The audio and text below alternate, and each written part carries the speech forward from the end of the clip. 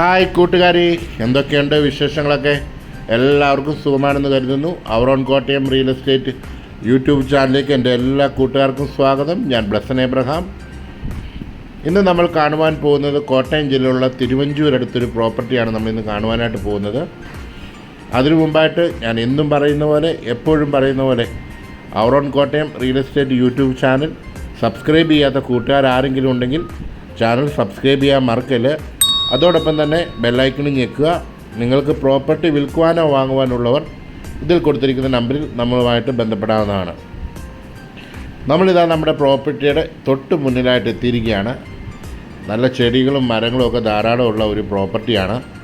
ആദ്യം തന്നെ ചെടിയുടെ അവിടെ നിന്ന് തന്നെ നമുക്ക് തുടങ്ങാം. ഇതാണ് നമ്മൾ പറഞ്ഞ പ്രോപ്പർട്ടി വീട്. 17.5 സെൻറ്റ് സ്ഥലമാണ് ഈ പ്രോപ്പർട്ടി, ഈ വീടിന് ഉള്ളത്.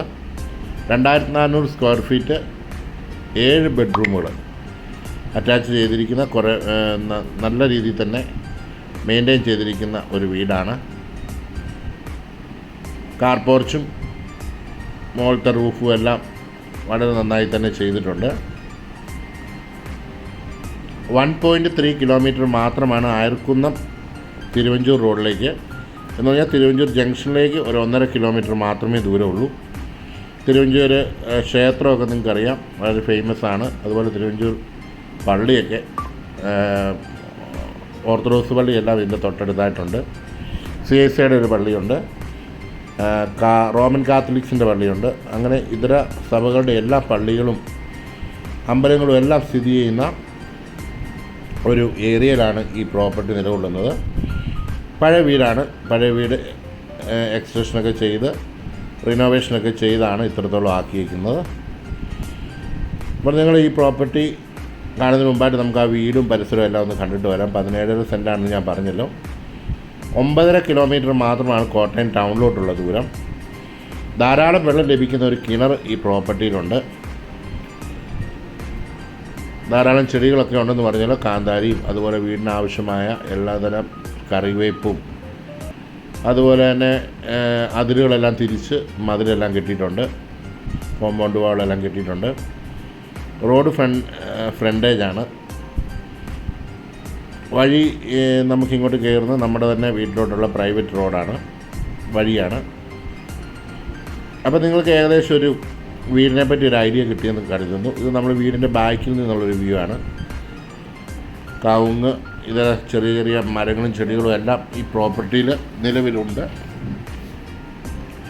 മുകളിലത്തെ നില റൂഫ് ചെയ്ത് മുകളിലും റൂമുകളൊക്കെ പിടിച്ചിട്ടുണ്ട്. നമ്മൾ വീടിൻ്റെ ബാക്ക് വശമാണ് നമ്മൾ കണ്ടുകൊണ്ടിരിക്കുന്നത്.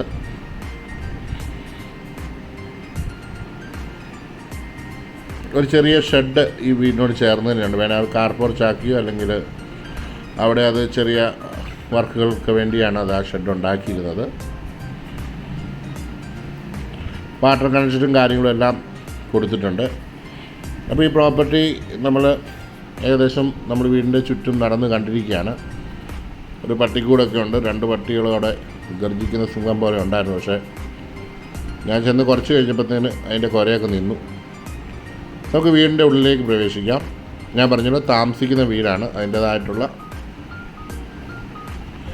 ചെറിയ രീതിയിലാണ് ഞാൻ അതിൻ്റെ ഉള്ളിലെ വീഡിയോസ് എടുത്തേക്കുന്നത്. കഴിവ് നമ്മൾ വീട് താമസിക്കുന്നതോടെയൊക്കെ ആണെങ്കിൽ നമ്മൾ ലിവിങ് റൂമും അതുപോലെ കിച്ചണും ഒക്കെ എടുത്ത് ഒരു ചെറിയ ബെഡ്റൂം കാണിച്ചാണ് നമ്മൾ പോകാറുള്ളത്. Dining area, living area, dining area.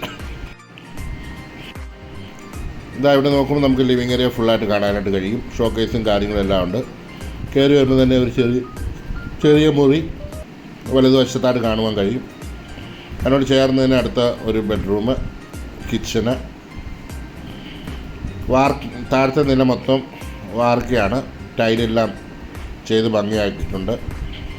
ഇത് കിച്ചൻ്റെ ഭാഗത്തുനിന്ന് വെളിയിലോട്ട് നോക്കുമ്പോഴത്തേക്കുള്ള ഒരു വ്യൂ ആണ്. താഴത്തെ അടുത്തൊരു ബെഡ്റൂമാണ്. ഒത്തിരി ബെഡ്റൂമുകൾ, 3 ബെഡ്റൂം തന്നെ, 4 ബെഡ്റൂം തന്നെ താഴെയുണ്ട്. അത്യാവശ്യം ഒരു നല്ല ഫാമിലിക്ക് കഴിയാനുള്ള എല്ലാ ചുറ്റുപാടുകളും ഉള്ള ഒരു പ്രോപ്പർട്ടിയാണ്. ഇവിടെ ഒരു ബെഡ്റൂം നൽകിയിട്ടുണ്ട്. ധാരാളം ബെഡ്റൂമുകൾ കാണുവാനായിട്ട് കഴിഞ്ഞു. ഇതൊരു വർക്ക് ഏരിയ എല്ലാം കൂടെ അങ്ങനെ ചെയ്തിട്ടിരിക്കുകയാണ്. റൂഫും ബെർത്തും എല്ലാം ഉണ്ട്.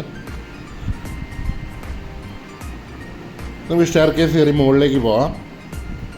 മുകളിലത്തെ റൂമുകൾ എക്സ്റ്റെൻഡ് ചെയ്ത് അവർ ചെയ്തതാണ്. നേരത്തെ ഫസ്റ്റ് ഫ്ലോർ മാത്രമേ ഉണ്ടായിരുന്നുള്ളൂ, ഗ്രൗണ്ട് ഫ്ലോർ മാത്രമേ ഉണ്ടായിരുന്നുള്ളൂ. അത് രണ്ടാമത് മുകളിൽ ഷീറ്റൊക്കെ ഇട്ട് അങ്ങനെ ചെയ്തിരിക്കുന്ന ഒരു ഏരിയ ആണ്. എന്നാലും 2 ബെഡ്റൂം മുകളിൽ കൊടുത്തിട്ടുണ്ട്. ഒരു വലിയ ഹോളും കാണാം. അവിടെ സീലിംഗ് ഒക്കെ ചെയ്ത് ചൂടൊന്നും വളരെ ഏക്കാത്ത രീതിയിലുള്ള കാര്യങ്ങളെല്ലാം ചെയ്തിട്ടുണ്ട്.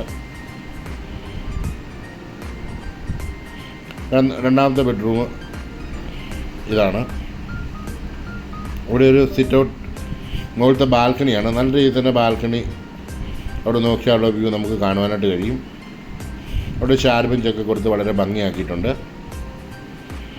നമ്മുടെ വണ്ടിയൊക്കെ കിടക്കുന്ന കാണാമല്ലോ. അത് ആ താഴെ കാണുന്നതാണ് റോഡ്, മെയിൻ റോഡ്. മെയിൻ റോഡെന്ന് പറഞ്ഞു കഴിഞ്ഞാൽ നീറിക്കാടിലേക്കൊക്കെ ഇറങ്ങാവുന്ന റോഡാണ്.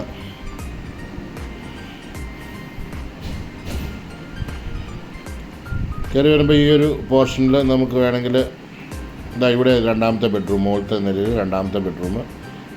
അപ്പോൾ എനിക്ക് പറയാനുള്ള 5 ബെഡ്റൂമുകൾ നമുക്ക് താഴത്തെ ഫ്ലോറിലുണ്ട്, 2 ബെഡ്റൂം മുകളിലാണ്. ഇവിടെ നമുക്ക് അറ്റാച്ച്ഡ് ഒരു അതിനോട് ചേർന്ന് തന്നെ ഒരു ബാത്റൂം നൽകിയിട്ടുണ്ട്. കോമനാണ് ബാത്റൂം മുകളിലത്തെ നിലയിൽ.